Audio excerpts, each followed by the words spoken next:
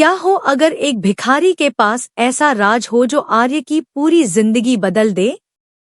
क्या अनु को आखिरकार उस सच का पता चल जाएगा जिसे आर्य सालों से छिपाता आ रहा है, या फिर झंडे उस भिखारी को हमेशा के लिए खामोश कर देगा? आने वाला ट्विस्ट हर रिश्ते की सच्चाई सामने लाने वाला है, इसलिए इस कहानी को आखिर तक जरूर देखिए। कहानी की शुरुआत होती है अनु से, जो अपने मन में हजारों सवाल लेकर गीता कॉलोनी पहुंचती है। उसे पूरा भरोसा होता है कि वहां जाकर उसे आर्य के अतीत की सच्चाई मिल जाएगी और वह जान पाएगी कि आखिर आर्य उससे क्या छिपा रहा है। लेकिन जैसे ही वह वहां पहुंचती है, उसके सामने एक ऐसी सच्चाई आती है जो उसे अंदर तक हिला देती है। उसे पता चलता है कि आर्य ने उससे जो कुछ भी कहा था, जो कहानियां सुनाई थी और जो भरोसा दिलाया था, वह सब सच नहीं था। यह जानकर अनु का दिल टूट जाता है। उसे महसूस होता है कि जिस इंसान पर उसने सबसे ज्यादा भरोसा किया, उसी ने उससे सबसे बड़ा सच छिपाया। उसकी आंखों में आंसू आ जाते हैं और उसके मन में सिर्फ एक ही सवाल घूमने लगता है कि आखिर आर्य ऐसा क्यों कर रहा है। गुस्से और दर्द से भरी अनु सीधे घर पहुंचती है। घर पहुंचते ही वह बिना देर किए आर्य के सामने खड़ी हो जाती है और उससे पूछती है कि आखिर कब तक वह उससे झूठ बोलता रहेगा। अनु की आवाज में गुस्सा भी होता है और टूटे हुए भरोसे का दर्द भी। आर्य कुछ देर तक चुप रहता है और फिर धीरे धीरे बोलना शुरू करता है। वह कहता है कि उसे पहले से पता था कि एक दिन अनु गीता कॉलोनी जरूर जाएगी और वहां जाकर उसके बारे में पता लगाने की कोशिश करेगी। इसी वजह से उसने पहले ही कुछ बातें छिपा ली थी। आर्य अनु से कहता है कि उसका अतीत बहुत दर्दनाक है। वह उन यादों को दोबारा नहीं जीना चाहता। उसने अपनी जिंदगी में इतना दर्द सहा है कि अब वह उन पुराने जख्मों को फिर से नहीं खोल सकता। यही वजह है कि वह अपने अतीत के बारे में किसी से बात नहीं करता। आर्य की बातें सुनकर अनु कुछ पल के लिए शांत जरूर हो जाती है, लेकिन उसके मन का शक खत्म नहीं होता। उसे महसूस होता है कि आर्य अभी भी उससे बहुत कुछ छिपा रहा है। दूसरी तरफ कहानी में मीरा अपनी चालें बहुत सोच समझकर चल रही होती है। उसका असली मकसद सिर्फ यश के करीब आना नहीं, बल्कि वर्धन हाउस में हमेशा के लिए अपनी जगह बनाना है। वह जानती है कि यश अब उससे प्यार करने लगा है और इसी कमजोरी का फायदा उठाकर वह अपनी अगली चाल चलती है। मीरा बड़े मासूम अंदाज में यश से कहती है कि अगर दो लोग शादी कर ले तो उनका रिश्ता हमेशा के लिए बन जाता है। वह सिंदूर और मंगलसूत्र की अहमियत समझाते हुए यश के मन में शादी का विचार डाल देती है। यश भी बिना ज्यादा सोचे समझे उसकी बातों में आ जाता है। भावनाओं में बहकर वह मीरा की मांग में सिंदूर भर देता है और उसे मंगलसूत्र भी पहना देता है। जैसे ही यह सब होता है, वहां मौजूद लोग हैरान रह जाते हैं। पूरा माहौल अचानक बदल जाता है और घर में बड़ा हंगामा शुरू हो जाता है। मीरा खुद को बेचारी और मासूम साबित करने की पूरी कोशिश करती है ताकि हर कोई उसी का साथ दे। इसी बहाने उसे वर्धन हाउस में रहने का मौका भी मिल जाता है और उसकी योजना सफल होती नजर आती है। उधर अनु लगातार सोच रही होती है कि आखिर सच क्या है। तभी उसे अचानक उस रहस्यमय भिखारी की याद आती है जो कई बार उसे रोककर आर्य के बारे में कुछ बताने की कोशिश कर चुका था। उस समय अनु ने उसकी बातों पर ध्यान नहीं दिया था, लेकिन अब उसे लगता है कि शायद वही इंसान इस पूरे रहस्य की सबसे बड़ी कड़ी है। अनु फैसला करती है कि इस बार वह उस भिखारी से जरूर मिलेगी और उसके पास जो भी जानकारी होगी उसे ध्यान से सुनेगी। उसे उम्मीद होती है कि शायद अब उसके सभी सवालों के जवाब मिल जाएंगे। लेकिन क्या सच में वह भिखारी आर्य का पूरा अतीत जानता है, या फिर उसके सामने भी कोई नया खेल खेला जाने वाला है? आगे क्या होने वाला है, यह जानना बेहद दिलचस्प होगा। अगर आपको लगता है कि अब आर्य का सबसे बड़ा राज खुलने वाला है, तो अपनी राय कमेंट में जरूर बताइए, क्योंकि आगे की कहानी हर पल नया मोड़ लेने वाली है। अनु बिना समय गंवाए उस रहस्यमय भिखारी को ढूंढने निकल पड़ती है। उसके मन में अब सिर्फ एक ही सवाल होता है कि आखिर आर्य ऐसा कौन सा सच छिपा रहा है जिसे बताने से वह इतना डरता है। काफी देर तक तलाश करने के बाद आखिरकार अनु की मुलाकात उस भिखारी से हो जाती है। भिखारी अनु को देखते ही समझ जाता है कि अब वह सच जानने के लिए तैयार है। वह इधर उधर नजर दौड़ाता है ताकि कोई उनकी बात न सुन सके। फिर वह धीमी आवाज में कहता है कि मैंने तुम्हें पहले भी कई बार रोकने की कोशिश की थी, लेकिन उस समय तुमने मेरी बात पर भरोसा नहीं किया। आज अगर तुम सच जानना चाहती हो तो तुम्हें हिम्मत रखनी होगी, क्योंकि यह सच सिर्फ आर्य की नहीं बल्कि कई जिंदगियों की किस्मत बदल सकता है। भिखारी अपने पुराने बैग से कुछ तस्वीरें और एक पुराना वीडियो निकालता है। जैसे ही अनु उन तस्वीरों को देखती है, उसके चेहरे का रंग उड़ जाता है। उन तस्वीरों में आर्य किसी और नाम से दिखाई देता है और उसके साथ एक ऐसा शख्स खड़ा होता है जिसे देखकर अनु हैरान रह जाती है। भिखारी बताता है कि यह आदमी राजीव भाटिया है और आर्य की जिंदगी का सबसे बड़ा राज इसी इंसान से जुड़ा हुआ है। अनु बार बार पूछती है कि आखिर राजीव भाटिया कौन है और आर्य उससे क्या रिश्ता रखता है। तभी भिखारी कहता है कि अगर तुम्हें पूरी कहानी जाननी है तो तुम्हें हर बात धैर्य से सुननी होगी, क्योंकि आधा सच सबसे बड़ा झूठ बन जाता है। उधर झंडे के लोगों को खबर मिल जाती है कि अनु उस भिखारी से मिलने पहुंच गई है। यह सुनते ही झंडे का चेहरा गुस्से से लाल हो जाता है। उसे एहसास हो जाता है कि अगर भिखारी ने अपना मुंह खोल दिया तो सालों से छिपाया गया पूरा खेल खत्म हो जाएगा।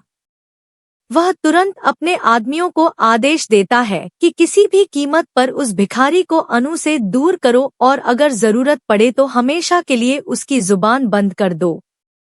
दूसरी तरफ भिखारी अनु को बताता है कि आर्य ने जो कुछ किया उसके पीछे एक ऐसी मजबूरी थी जिसे दुनिया कभी समझ ही नहीं पाई, लेकिन कुछ लोग इस मजबूरी का फायदा उठाकर उसे आज तक ब्लैकमेल करते रहे।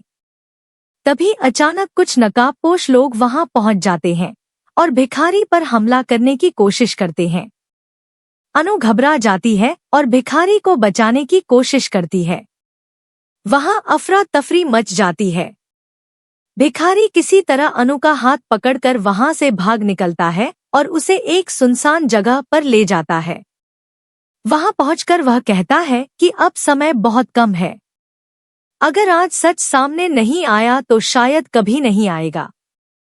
वह अनु को वीडियो चलाकर दिखाता है।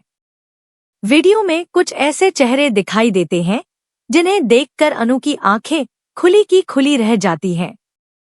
उसे समझ आने लगता है कि आर्य के अतीत में जितना उसने सोचा था, मामला उससे कहीं ज्यादा गहरा है। इसी बीच अगर आपको भी लग रहा है कि अब कहानी का सबसे बड़ा राज खुलने वाला है, तो अपनी राय कमेंट में जरूर बताइए कि आपके हिसाब से आर्य सच में दोषी है या किसी बड़ी साजिश का शिकार। उधर वर्धन हाउस में मीरा अपनी नई चालें चल रही होती है। वह पूरे परिवार के सामने खुद को बेगुनाह साबित करने की कोशिश करती है ताकि सभी का भरोसा जीत सके। यश भी अब पूरी तरह मीरा के पक्ष में खड़ा दिखाई देता है। परिवार के कुछ सदस्य इस रिश्ते पर सवाल उठाते हैं, लेकिन मीरा अपनी मासूमियत का ऐसा नाटक करती है कि कई लोग उसकी बातों पर विश्वास करने लगते हैं।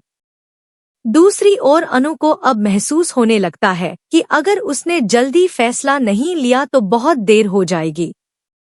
उसके हाथ में मौजूद तस्वीरें और वीडियो इस बात का सबूत है कि आर्य का अतीत अभी तक सामने आई कहानी से बिल्कुल अलग है। लेकिन सबसे बड़ा सवाल अभी भी यही है कि क्या अनु इन सबूतों को लेकर सीधे आर्य का सामना करेगी या फिर झंडे उससे पहले कोई ऐसी चाल चलेगा जिससे यह पूरा सच हमेशा के लिए दफन हो जाए। इसी सवाल के साथ कहानी एक और बड़े मोड़ की तरफ बढ़ने लगती है। अनु के हाथ में अब ऐसे सबूत होते हैं जो किसी की भी जिंदगी बदल सकते हैं। उसके मन में एक ही बात चल रही होती है कि अब सच छिपाने का समय खत्म हो चुका है।